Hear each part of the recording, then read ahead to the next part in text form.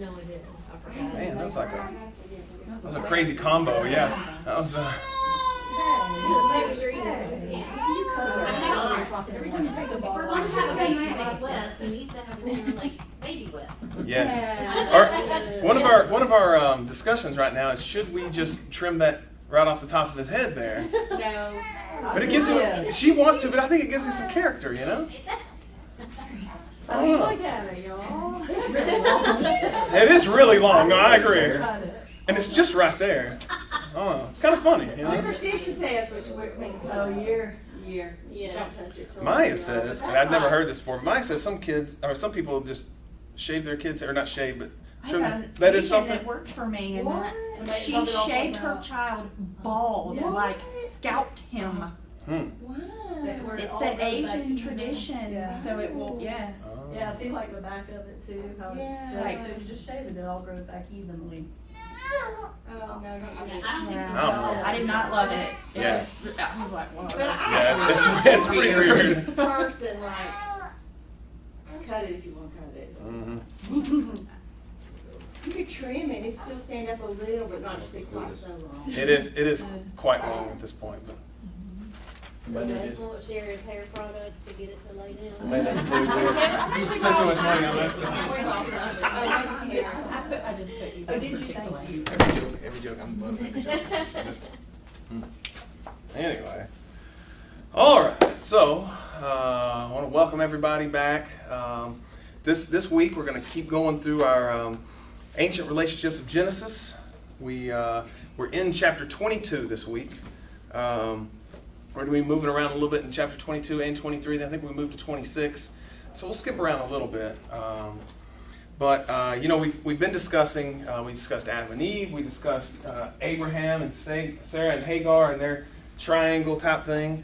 This week is Abraham and Isaac. And just by the way, in case anybody misses a week or whatever, what did we do last week? We got them all online. You can just go to our group page. Check them out. Are you on now? I haven't gotten a notification. Is it not on now? I think it's on now. Yours did? I just checked it while everybody's watching, so that's pretty professional. And Bobby's fault. yeah, no, that's right. And we're talking about as we're studying these passages that we all know so well. We've heard since we were 5 years old in Sunday school. You know, we know the story of Adam and Eve. We know these stories, but we're looking at different things. We're trying to study the literary qualities of it, some hidden details, as seen through the Hebrew Bible is our biggest influence that we're using. Today we're going to use a couple different resources. We'll go over those a little bit, but looking at the literary qualities of the text. Quick review of last week. Of course, Abraham and Sarah, their relationship revolved around childbirth, and we talked about the complications of that, how they took it into their own hands, all those different type of things. Another thing we talked about last week was biblical literature uses repetition to emphasize a point. Sometimes we look at it like, they're saying it. Why do they say this so many times? Isaac, son of Abraham, Hagar, concubine of Sarah or whatever. But they're doing it to express those relationships, to emphasize those. One thing we talked about that was a pretty good one was Genesis 16:3 could be translated to say that Sarah gave Hagar to Abraham as a wife. That's a pretty good, that's a different way of looking at that. Of course, we talked about Hagar. She's the mother of Ishmael. Twice the Lord finds her by, the Lord's messenger finds her by a spring of water. At Isaac's birth, Sarah's 90 years old. We talked about that. We talked about the Jewish and traditional views of Abraham's laughter is viewed as joy. But we did talk about the possibility that there's some skepticism in that. Of course, the name Isaac means laughter. And then we talked about the one line where it says, I've heard your suffering, now go and suffer. And how that, encapsulates the whole Hebrew Bible to some degree. Okay, so this week, Abraham and Isaac. We're going to be in Genesis 22, like I said. This story is called the Akedah, which is that's some fancy Hebrew, but this is the binding of Isaac. This is This is the 10th trial of Abraham. Abraham has 10 trials. This is the 10th. Last week we had the 8th and 9th with sending Hagar out and then setting off of Ishmael. But today we're looking at the relationship with his beloved son, Isaac. And this passage is like the most commented on, outside sources, and we'll get into some of that, but this is definitely one of the most talked about passages in the whole Bible. So, chapter 22, without further ado. And it happened after these things that God tested Abraham. And he said to him, Abraham. And he said, here I am. And he said, pray your son, your only one, whom you love, Isaac, and go forth to the land of Moriah, and offer him up as a burnt offering on one of the mountains which I shall say to you. So, right there, we're going to kind of pause, and we'll go through a little bit of the backstory and examine some of these details. Like I said, this is one of the most talked about, commented on passages in the Bible. And we want to kind of get a better understanding of the text itself. Most of us are affected in ways we don't realize. One of the things about this text is there's this guy. He's a Danish philosopher, and his name is Soren Kierkegaard. I think I said that right. Kierkegaard. Anybody ever heard of him? He's very. You have heard? Yeah, Crystal. Anyway, Crystal knows everything. Anyway, I haven't said one thing Crystal didn't already know. She's like, yeah, I knew that. Yeah, exactly. She's like, of course, of all Danish philosophers, he's my favorite. Right, but he's very well known for his views on this. He writes this book called Fear and Trembling, and it's about his view of Abraham and this story. He calls Abraham the knight of great faith, and he talks about his internal struggle, and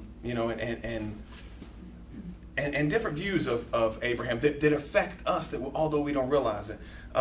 He felt like Christianity had become this normal, common, I don't know what to call it. I like the word suburban, but just like it's accepted for everybody. It's middle class believers.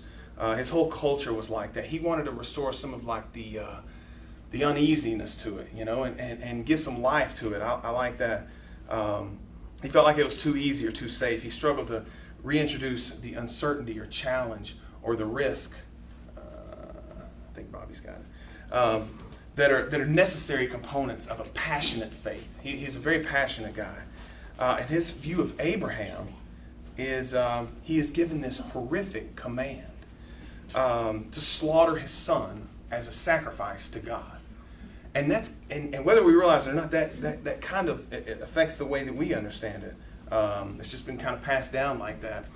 But one of the things that we immediately think of is that violates one of the commandments. Like how could he ask him to do this? How will he be given generations that will number the stars of the sky if he murders his son? And how will he be blessed, becoming a child murderer if he went through with it? So, with that in mind, but it hurts my heart to think God asked him to do that. Good. No, see how it's already affected her? We're going to get into that, though. We're going to get into is that really what the Bible says, or is that his view of it, and it's affected us, to some degree. The emphasis of that type of reading is that there is an obedience, maybe even like a blind obedience from Abraham. He's given a commandment, and nothing will stop him from offering up his son. And it's in this moment, this is the very time that he will become this unique believer. He is known as the knight of great faith, and he finds himself in this no man's land. He's given this command, which conflicts with most of all the other commands, and he must make this leap. I think that's pretty familiar to us. We all have heard that, and we've all thought of that point of view as we go through it. We usually think of Abraham's great faith, that he will follow this one command of God, no matter how horrific it may seem. Many of us, we're kind of like, we wince, is the fancy word. We wince when we hear that, Another reading, we're going to talk about several, is the straightforward, the Christian reading of the faith. In Hebrews 11:17, it's much different than the Kierkegaardian one. In Hebrews 11:17, it says, by faith, Abraham, when he was tested, offered up Isaac, and he who had received the promises was offering up his only begotten son. So it was by Abraham's great faith who offered up his son, knowing full well that God would restore him to life. You know, I think that the one thing I like to say there is, in the Christian faith, even in the Jewish faith, there is no scenario in Abraham's head where he doesn't come down the mountain with Isaac. I think that's a way to look at it. Really? And in no way does he, as he's going up the mountain, does he think he's coming down. That's the Christian understanding of it. Oh, that he thinks he's. Mhm. He does not think that he will come down the mountain by himself. Okay, yeah, that's Yeah. what I thought. Mhm. Okay, I Yeah, misunderstood. that's more of like the Yeah. Kierkegaardian way of looking at it, really, to some degree. We'll go into that. So what this reading understands is that Abraham would have gone up and offered his son as a sacrifice, but not that it would end God's promise to him to have the generations in the line of Isaac, but that God would restore Isaac from the dead. And we see all the, Jeff would have a perfect word for this, but I'm going to use like Christ-like, implications of that. That type of. Type of Christ. Yes, exactly. But what we're going to try to follow today, and we're not going to follow it strictly, but we're going to talk about it as we're going through, is there's this rabbinic Jewish man from the medieval times, and his name is Rashi. And he has his own commentary on this.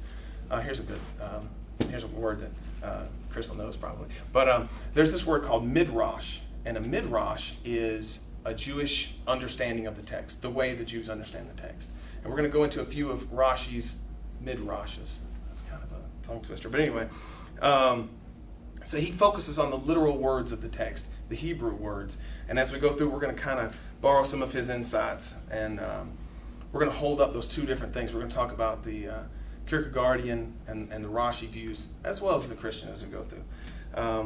So the first thing that we're going to pay attention to is Abraham's word. When God calls out to him, he says, "Here I am."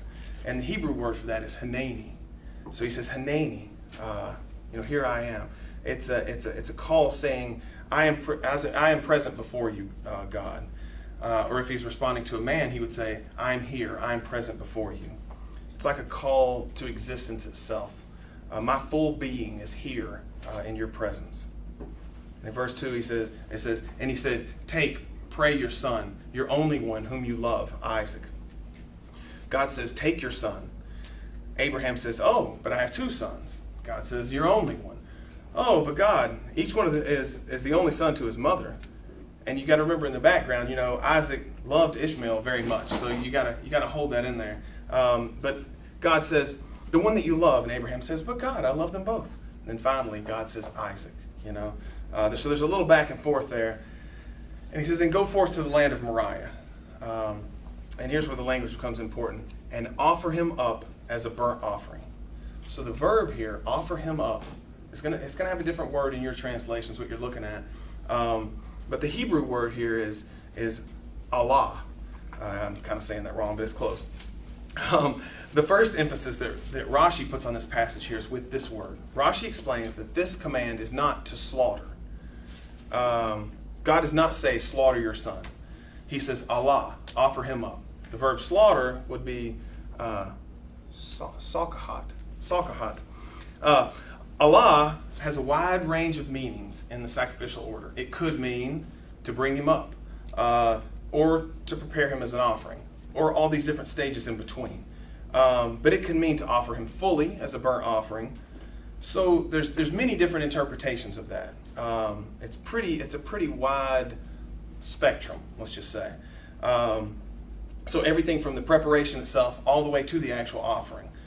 So what we see is a lot of acceptable ways to interpret that phrase. Is it to prepare? Is it to prepare and then offer him up? So inside that's where we have Abraham with his faith and possibly with his terror. But in that range is where he's at there. And then in verse 3 it says, and Abraham rose early in the morning and saddled his donkey and took his two lads with him and Isaac his son. So we notice Isaac, his son, in case you've forgotten. But we know that that's emphasizing, we want you to feel the connection between Abraham and his son Isaac. In the previous chapter, he had to send his son Ishmael off as well. And he split wood for the offering and rose and he went to the place that God had said to him. On the third day, Abraham raised his eyes and saw the place from afar. And Abraham said to his lads, "Sit you here with the donkey, and let me with the lad walk ahead, and let us worship and return to you." So the wording there, like if you're looking at yours, is very different. If we remember the Kierkegaardian reading, then we remember that we understand Abraham is setting up and to go put his son on this altar, and perhaps walk back down the mountain as a child murderer. That's the way he looks at it. But if you look at it that way, then when he says this to the lads, then he's lying to them. Because those two things kind of go hand in hand at that point. But if his plan is to go up and actually sacrifice him on the altar, then to say this to these two lads, is definitely a lie. If he's actually going up to offer his son as a burnt offering and God accepts it, then he's definitely lying to the lads there. When it comes to the Christian reading, that wouldn't be the case, because it would be predicated on that God would give Isaac back to him to fulfill the promise. The promise is always there. We can't forget it. When God promises something, it's going to come true. In Rashi's reading, we see it's not a problem, because if he's simply preparing him to be an offering, it wouldn't be a lie at all. He's only preparing him. And Abraham took the wood for the offering, and he put it on Isaac his son. And he took in his hand the fire and the cleaver, and the two of them went together. He takes the fire, which I always think that's kind of funny words. I don't know why it just doesn't say torch. He's like carrying the fire. Anyway, but he takes it up the mountain for the offering. And Isaac said to Abraham his father, "Father," and he said, "Here I am, my son." So once again, we see Hanani. The second time Abraham uses the word, the first to God, and then the second here to Isaac. "Hanani, my son, here I am, my son." And he said, "Here's the fire and the wood, but where's the sheep for the offering?" And I think the words there are a little funny for Isaac to say that, because Isaac, if you pay attention there, he leaves out the knife, or the cleaver. He says, we've got the wood, we've got the fire, but where's the sheep? When in just the previous sentence, we laid out the different instruments, and the cleaver was there. But Abraham said, "God will see the sheep for the offering, my son." And now we have to ask, if we're looking at it from the Kierkegaardian view, is this some kind of like maniac lying all the time? Like, you know what I'm saying? Because he's only further and further in it, if that's the way you understand it. And I think for me, it's at that point when you get to that second lie to some degree that you're already kind of saying, that's not really what's going on here, for me. And he's looking at Isaac, knowing Isaac will be the sheep offered, or is he still thinking that we're going up to prepare you as an offering, without any sense of the slaughter or the sacrifice? Although it may be a possibility, but is he being truthful to his son? "Hanani, my son." Does this sound like he's trying to trick him? In most commentaries at this point, we're told that Isaac knows precisely what's going on here, which is going to become very important. And there's some kind of a close bond going on between Abraham and Isaac. As they're going up, there's something willful on Isaac's part. Do we know how old Isaac is? Oh, we're going to get to that. Yeah, that's a great question, because it shows how willful he is. I like the language of the next verse where it says, "And the two of them went together." That's a very simple sentence, but I mean, it says a lot, The two of them went together in this gesture of faith.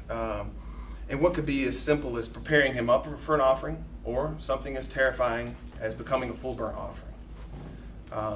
And they came to the place that God had said to him. And Abraham built there an altar, and laid out the wood, and bound Isaac his son, and placed him on the altar on top of the wood. So how do we understand Allah, to offer him up?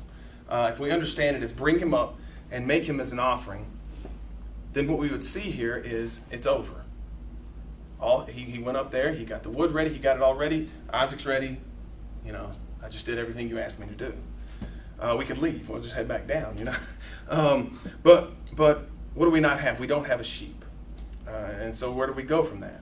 Abraham reaches out his hand and he takes the cleaver to slaughter his son. And here, Rashi reminds us that this is not what God asked of Abraham. So he's kind of taken things into his own hands to some degree, in his view. he says Abraham was only to offer him up as an offering. And it's at this moment that he reaches out, he takes the cleaver, and the Lord's messenger calls out to him from the heavens and says, Abraham, Abraham. And he said, here I am. Hanani, here I am in the presence of you, Lord. Here I am doing precisely what I thought you wanted me to do, what you asked me. And he said, do not reach out your hand against the lad, and do nothing to him. For now I know that you fear God, and you have not held back your son, your only one, from me. So notice what God rejects here. He rejects the slaughter. He rejects the sacrifice. We have one patriarch dedicating our second patriarch, Isaac, into the service of God. And here at this moment, Abraham raised his eyes, and he saw, and look, a ram was caught in the thicket by its thorns. And Abraham went and took the ram and offered him up as a burnt offering instead of his son. He receives his son back, and he puts a ram in its place as a thanksgiving. And here, it's where I hope that we go back to where we were last week with the Hagar story with Ishmael, because both of these scenes are identical. Just as the moment when the son's going to die, Abraham lifts the knife up over Isaac, just as Hagar throws her son Ishmael to the side and left him for death. Even though, the promise was there. Both of them already had these promises from God. It's then when the Lord's messenger calls out to him and stops him. One other parallel with this exact part is Abraham raised his eyes. The one thing we can wonder is was the ram miraculously put there? For me, he notices it. He sees it finally after the word of the messenger has come, and You think it was miraculously put there? it clarified. No, for me it was there. It was there the You whole think it time. was there? Yes, just like for me with Hagar, she looks up and then there's water. Same thing. There is, talking of Jewish midrashes, there is this commentary, there's this understanding, a very old one, that, an ancient commentary, that's the word I was looking for, that the accuser, or Satan, has put this obstacle there for the ram, so that Abraham would follow through with the slaughter. He's the one who blocks the ram. But now, Abraham lifts his eyes, and he understands his son is to live. And there's to be generations after his son. I'm not saying that's what I believe. You're saying like that Satan blinded them essentially to the water. Or he put the things in the way where he couldn't see. That's just one understanding. That's not my understanding. But I mean, it's something I never heard before. Yeah, I like that. How involved is Satan in any of this? It's a good question. I don't know. I think it's a lot. We'll see. Then he could be enough to where he's putting an obstacle in the way to be able to see the ram. I don't know. Verse 14, and Abraham called the name of that place Yahweh Yireh.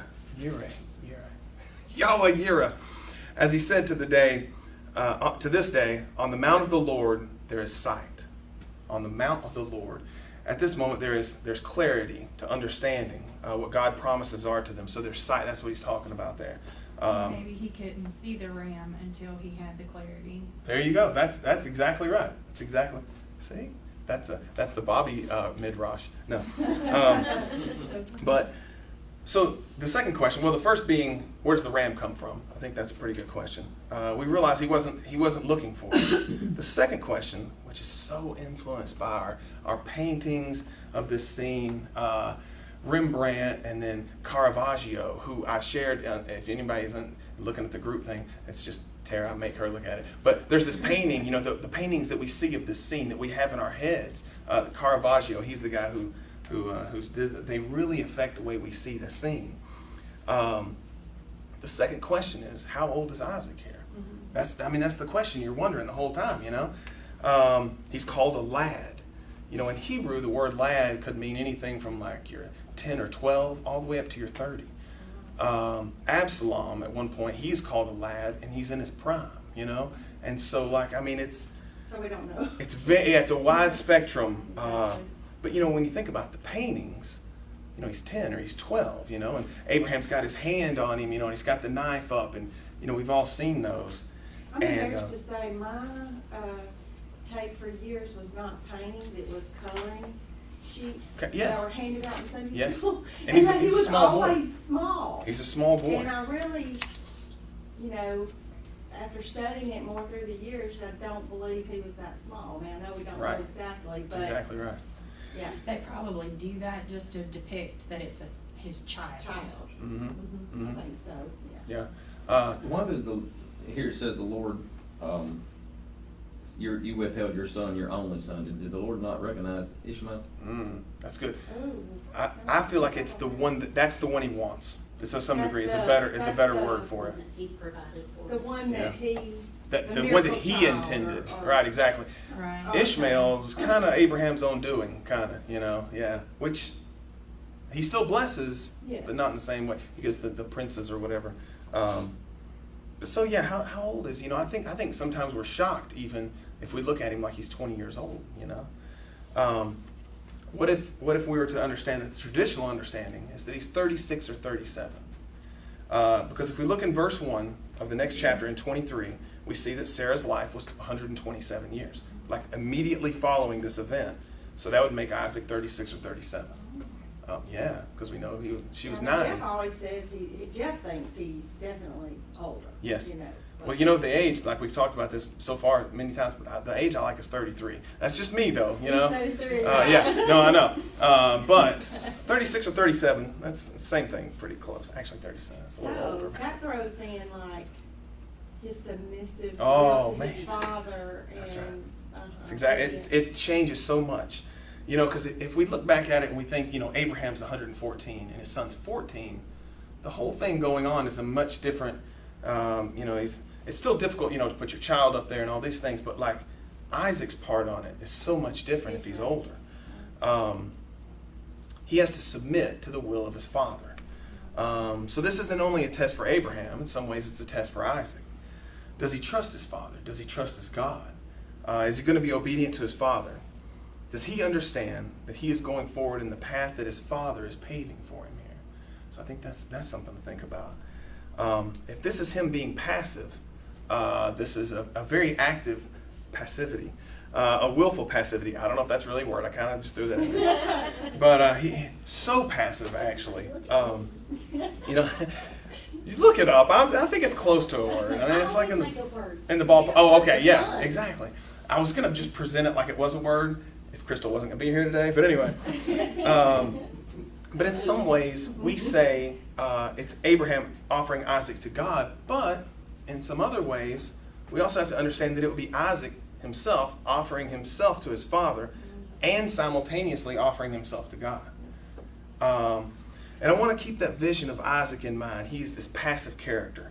Because later when we see Isaac in the text, and next week we're going to talk about Jacob and Esau and their story, he is very passive. He is always acted upon. He is not the one who does the action. Never. In fact, in chapter 24, a beautiful moment here is the story of when Isaac's finding a wife. So Abraham goes, he sends his messenger, which we talked about last week. His messenger is Demasek Eleazar.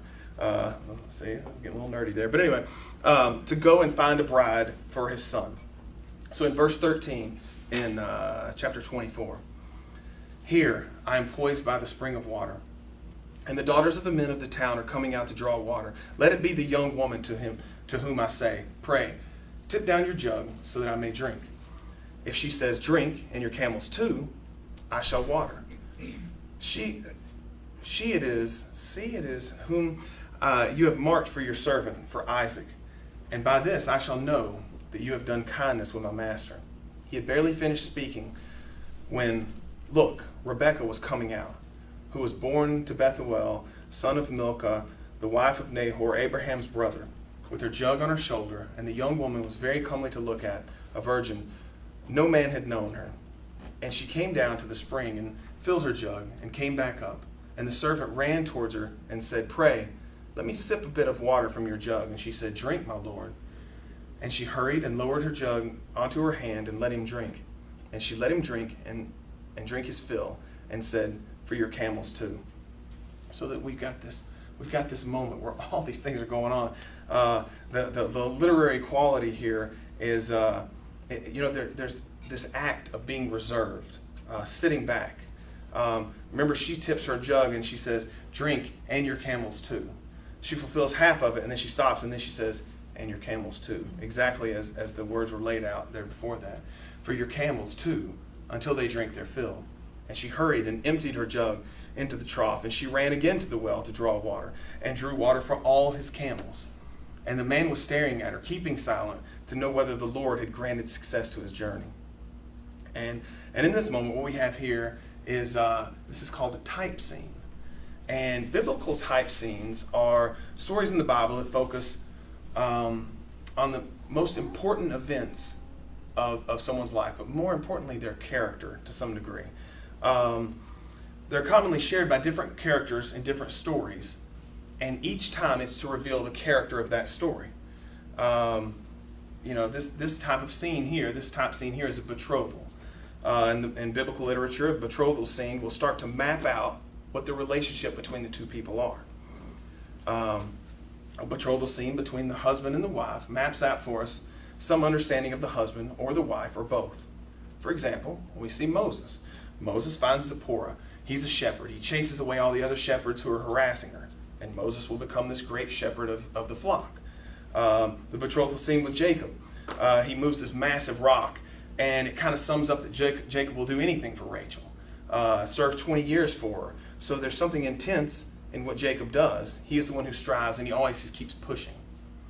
In fact, in John 4, the Samaritan woman, Fatini, by the well, Jesus goes and speaks to her, and what are they speaking of? They're speaking of her husbands. And you can take that like she's going to become part of this mystical bride of Christ as he speaks to her about marriage. She is going to follow him at that point. So, with all that in the background, these type scenes, what we have here at Isaac's betrothal scene with Rebekah is we have a character who is so passive that he doesn't even make it into his own betrothal scene. Combined with a woman who is so unbelievably, I don't know what the word is, not out of control, but she's doing all these Herculean feats. She's watering the camels, which is stunning. When you find out, it's okay. When you find out how much water a camel can consume. Is this the story that Jeff had told on a Wednesday night where she's having to go down flights and flights? That's exactly right. Yes. To get down to the water is work. Something. The other thing that, I don't know if Jeff said this or not, you can Google it though. I didn't realize that was the same story. Mm-hmm. A typical camel can drink 53 gallons in 3 minutes. So, when you know that, and we're not saying they were all starving or whatever, but they take in some water. It's a lot different than humans. So if you're reading this as it's written, she would be like a blur, back and forth, filling these water jugs, working nonstop. And then Isaac, he's not even there, So that kind of shows a lot about their character. That's kind of what's being revealed in the story. So on one hand, you have this one character who's so passive that he can't show up. Not there? I'm sorry. Because Abraham sends the servant in his place. Mm-hmm. Yeah. That's weird. Yeah, it is weird. It's very weird. Yeah. Is it wrong to call the scripture? Would it have been normal for the time? Maybe. I don't think so. It doesn't happen to anybody else. Oh, that's true. Yeah. It's very unique to Isaac, and it tells us a lot about him, So on one hand, we have the character who's so passive he can't show up to his own betrothal scene. And this character who's so absolutely active that she's unstoppable. She's just back and forth. It reminds me The Flash or something. He's all over the place. So this is going to map out for us what we'll see next week in our next episode. The very beginning of the Jacob and Esau story, where Rebekah is on the side of Jacob and Isaac is on the side of Esau. And we'll see Rebekah informing Jacob. She's whispering to him, the way to manipulate his father and to get his blessing. And that's kind of where we'll pick up next time. Hopefully we've got some different, yes. Jeff sent a message. Oh, no. He said, no. He was like, the story of Isaac and Abraham and Isaac, he said is called the law of first mention when it's the first time love is mentioned in Scripture in the context of a father loving his son, in the context of sacrifice, the typology of God loving Jesus while sacrificing him. That That's came out good. from Jeff. That's very good. Yeah, that's very good. That's very good. I said, okay, I'll tell him in a minute. He said, well, Wes will probably might say it. I said, okay. That's good. I should have just said. Yeah, you should act like that was I could have really, yeah. You could have sold that on us. Yeah, don't let it come up. But hopefully a couple different things to look at there, a couple different, different views. Sometimes for me, one of the things that I really like when I find out is how other things affect me. Like the Kierkegaardian, view of it somehow seeped into our culture and the way we kind of question it. Is he this crazy person who's lying to them? Is he lying to them? Is he going up here and he raises the knife? He's actually going to kill him. It's something how that affects it. And for me, I feel like the paintings so affect everything. For me, one thing that Tara and I were talking about a couple weeks ago about the paintings is, in today's culture, it is looked at as a, I don't want to use the wrong words, but it's looked at as a knock against, let's just say, European white men who drew these pictures, Rembrandt, all these people at the time, that they draw the characters as white. Yeah. That's a big knock in today's society. Not realizing that at the time that they were drawing these things, the average person didn't go 7 miles from your house. So the only people that you saw were other people who looked like you. So when you read this, you would assume that these people looked like you. There wasn't this intent of creating, yes. everyone in the Bible is white. That wasn't their intent, But it affects us, we let those things affect us to some degree. So I think that's pretty interesting. Well, and like in Sunday school, like she was talking about, you think of him as like a little baby. Mm-hmm. And He carries him up there even. yeah, I mean, He's like, hold on. A little bitty baby. Like a 6-year-old. I mean, binds him up because you don't think about it like being a 30-year-old man Right. who's not wondering why his daddy was putting him on the altar and binding him up. Mm-hmm. I would think there would have to be conversation between Abraham and Isaac about how God, my opinion is, I think because God had promised him to, Be as yes, the sands of the desert and the Right. stars of the sky. that maybe he is believing and hoping that he will provide Mhm. a sacrifice, and so maybe he's having this whole conversation about faith. But you were saying you really believe he's going to have to kill him, right? No. I'm He confused about the he different- never thought. Okay. Abraham. So the Christian understanding is Abraham. Although I've thrown all these different ideas out there to Okay, confuse okay. you, I don't want to get them confused. he Yes, never thought he was walking down the mountain alone. Never thought. that's, That. okay. Never crossed Yes, his mind. that's what I. Whatever believed. happened on the mountain didn't matter. He was coming back down with Isaac. Okay. Yes. Yeah. Okay. That Mhm. that I was getting. I Yeah. confused that. No, I threw out many different So do views you of think it. he's just like going through the motions, like we just got to do this because this is I what he think wants he's me to thinking do? we don't know what God's going to do here, but God, we have to be obedient, and He has a plan. Mhm. Right, because him and the whole Hagar situation It is. No, it is. was him not listening. In to Hagar- what God said, so maybe he learned his lesson then. Did he? Hey, if I don't God know. That's a says good that question. He's going to do something. He's going to do it. God says, I'm going to give you a son. And so he waits and he waits and he waits. And he's like, well, I'm 100. Like, how much longer I got? Well, he was only 87 at the time. He's like, I'm going to come up with my own plan. Hey, Hagar, come over here. We'll have a kid, Well, this is kind of similar to that for me. I pictured him like in a big hoopty with like a hat. The feather. But no, in this scene, it's kind of the same. I want you to offer up your son as as a sacrifice, And then he gets up there, he offers him up, and then he's looking around, and he's like, well, what's supposed to happen now? And then he grabs the cleaver, And I feel like that act for me is all him improvising his own. That's just Did he ever raise it up? I don't know. He didn't have faith before, so now he's like, okay, I'm going to have faith this time. Yeah. I think that happens though, like through in growing spiritually, your faith grows through different circumstances. I don't mean to say God has to prove Himself to us, but that's how your faith grows, as He provides different things in our own lives. And I'm sure that the provision of Isaac really kind of spoke. Yeah. You know what I mean? Like where he's probably more on fire and obedient. I don't know. Okay, I'm good These people literally hear the voice of God. I'm like, Yeah. Yeah. How can you not believe when Yes. the Lord's messenger is calling out Abraham? I mean, what is there even a possibility of not believing to some degree? Oh my was one time I got in, this is really off the thing, but I'd never heard of OnStar. Your parents were like the first to have Are you setting up like a OnStar. punchline here? Is this? Go I had ahead. borrowed their car. This was like in the first person in the world to have an OnStar calling thing. I'm literally. Abraham was? No, go ahead.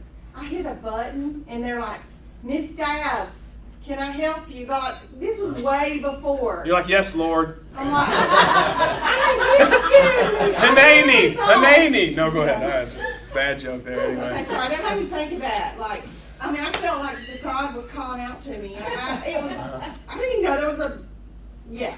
Yep. It was before people had anything. Yeah. I really It's a Did long that time with ago. her child. They had like, I don't know if it's the Lex or what, and she could do like the talking to it, and it would talk wherever it was in the room. She set it up and like talked in her phone, and it made her kids think that she said it was the voice of God. That's what yeah, sorry. Oh, interrupt some phone call. Oh,